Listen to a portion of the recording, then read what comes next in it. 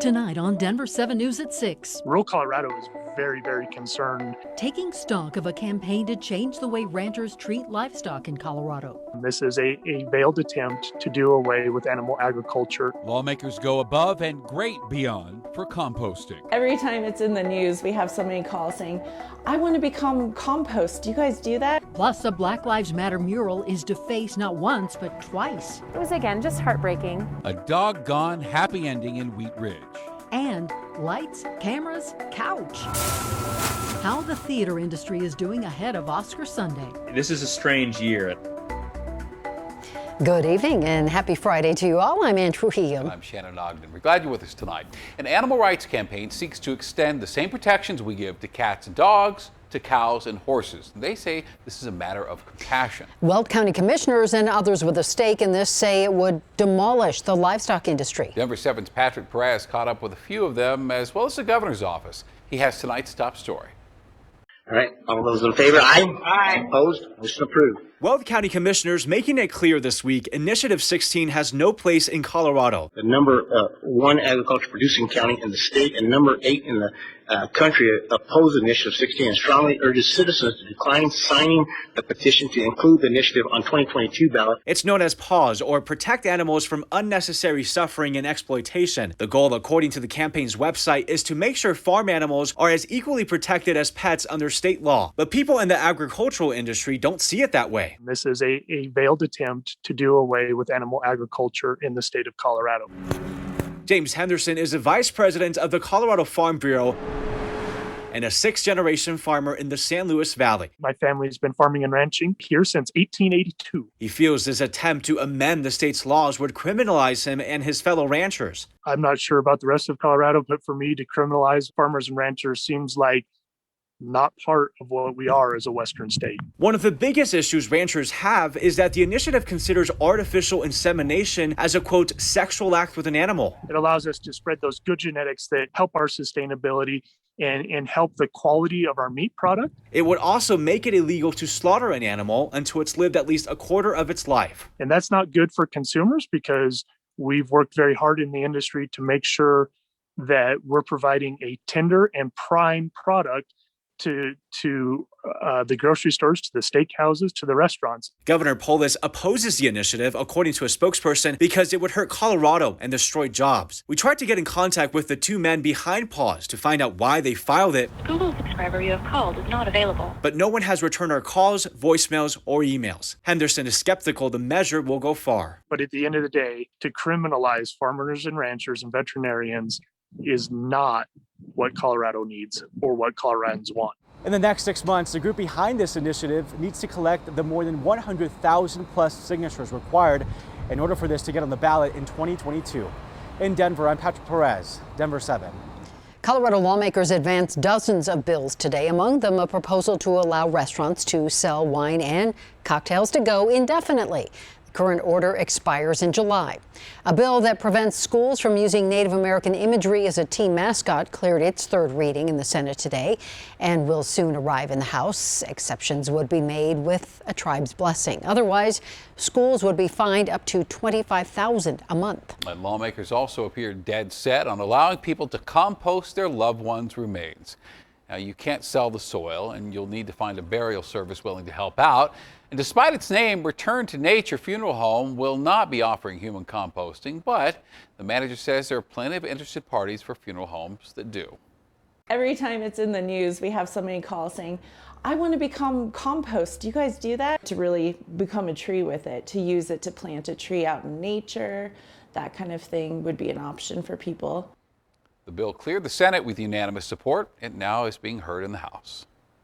The message behind a Black Lives Matter mural in Wheat Ridge has been hijacked twice. As Denver7's Micah Smith reports, the person responsible does not speak for the neighborhood. Black Lives Matter.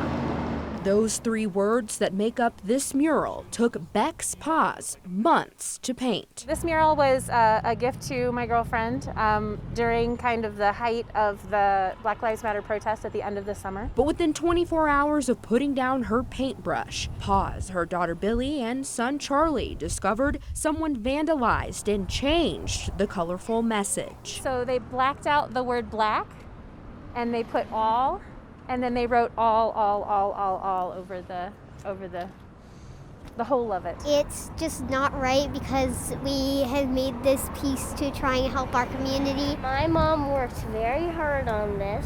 Dozens of neighbors and strangers jumped in to help, donating more paint and grabbing brushes to help fix it. The next day we got to kind of get our community together and put it back together again. But even after the paint was fixed, just 2 weeks ago, someone else came along and misinterpreted this mural. This time, it ended up in a museum. I got a message from someone who went to a local museum, and there was a photograph of my mural. However, they had taken the word black out, and the title of the photograph was All Lives Matter. Paws reached out to El Museo de las Americas, where the picture was on display. And it turned into really a beautiful and very healthy conversation about race between myself, the director of the museum, as well as the artist. Paws says both incidents taught her and her kids the value of community, and that being an ally can be hard, but it's important to keep standing up for what and who matters. Reporting in Wheat Ridge, Micah Smith, Denver7. New charges have been filed against a woman accused of killing her daughter by putting her through a number of medical treatments she did not need. An affidavit filed by the Douglas County Sheriff's Office says Kelly Turner contacted one of her children from jail. Turner said she believes she had permission to do so, and she does not.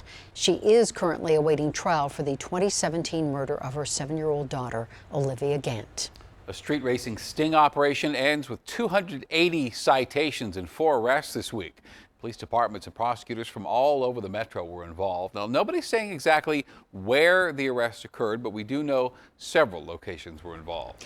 A stolen truck has been returned to a Wheat Ridge family. More importantly, so has their dog. Buddy was inside that pickup when someone decided to steal it yesterday morning.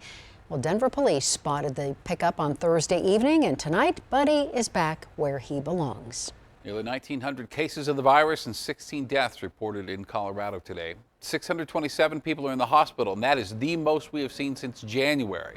57,000 vaccines were also administered. A CDC panel says Colorado and the rest of the country should resume administering the Johnson & Johnson vaccine. The head of the agency must sign off before the shot can be authorized for use again. Now, after that happens, a warning will be added to the label about a risk of blood clots among women under the age of 50. CNN reports 15 of the nearly 8 million people to receive a J&J vaccine developed blood clots. 3 of those people died. There will one day be entire exhibits dedicated to the pandemic and everything else that's happened this last year. It's a delicate and difficult process, explained here by Jason Grinauer.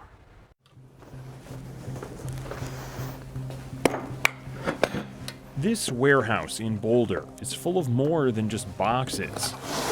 We have over 40,000 artifacts, and most of them are kept here. It's full of stories.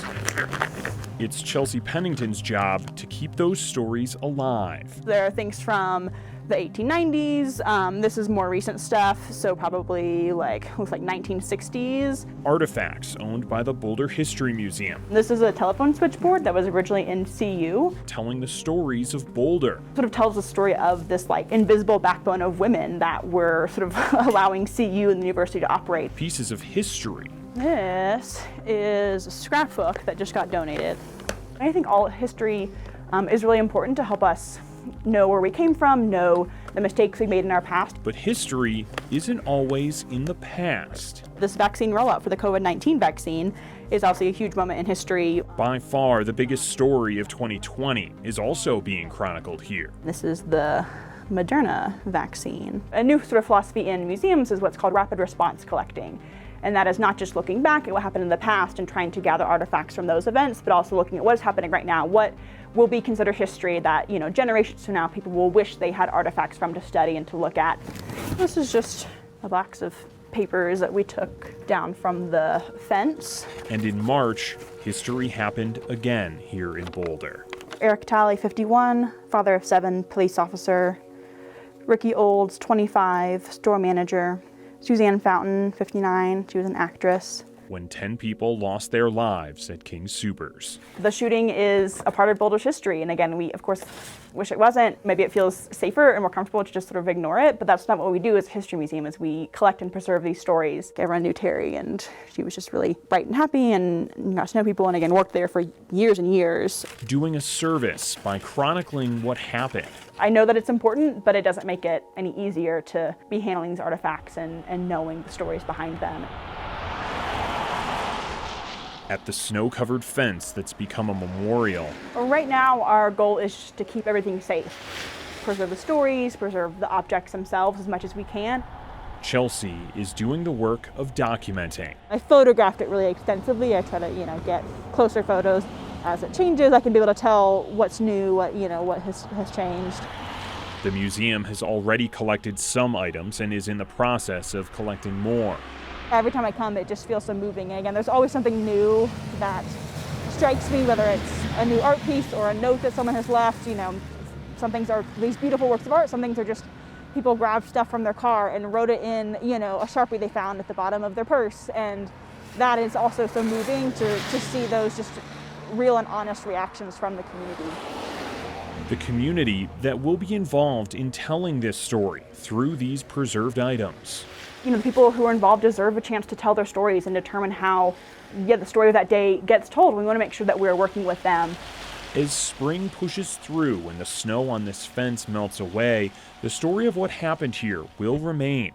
Through these items, the museum will make sure people know what happened and how we, as a community, responded. There have been these moments of light and joy, and to see people comforting each other, to see people come here and sing or play the cello or play the bagpipes. And I think it just shows we care for each other, and in this time of tragedy, we're coming together in different ways and in unique ways. In Boulder, I'm Jason Grenauer, Denver7.